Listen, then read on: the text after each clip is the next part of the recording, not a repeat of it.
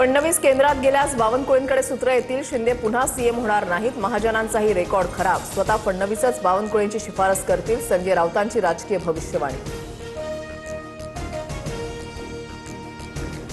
2029 नंतर मोदींचं सरकार राहणार नाही. देवेंद्र फडणवीस पंतप्रधान झाल्यास आमच्या शुभेच्छा. मराठी माणूस पंतप्रधान होत असल्यास आनंदच.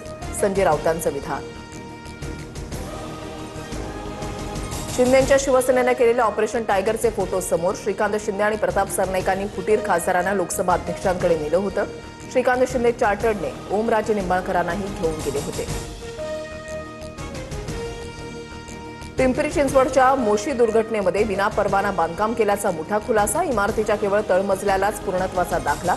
पहिल्या दुसऱ्या मजल्यासाठी कोणतीही परवानगी मागितली गेली नाही. मोशीच्या कचरा डेपोमधील दुर्घटनेच्या 64 तासानंतरही 8 जणांचा शोध सुरूच. मुख्यमंत्री फडणवीसांकडून पुण्यामध्ये आढावा बैठक. पीडित कुटुंबियांना आवश्यक मदत तातडीनं देण्याच्या सूचना. दुर्घटनेमध्ये एकाचा मृत्यू तर 9 जणांची सुखरूप सुटका.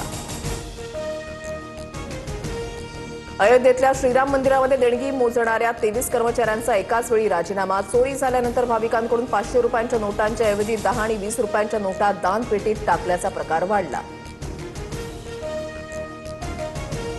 संत ज्ञानेश्वर महाराज आणि संत तुकाराम महाराजांची पालखी पुण्यातून पंढरपूरच्या दिशेनं मार्गस्थ. ज्ञानोबांच्या पालखीचा सासवडमध्ये तर तुकोबांच्या पालखीचा लोणी काळभोरमध्ये मुक्काम असणार.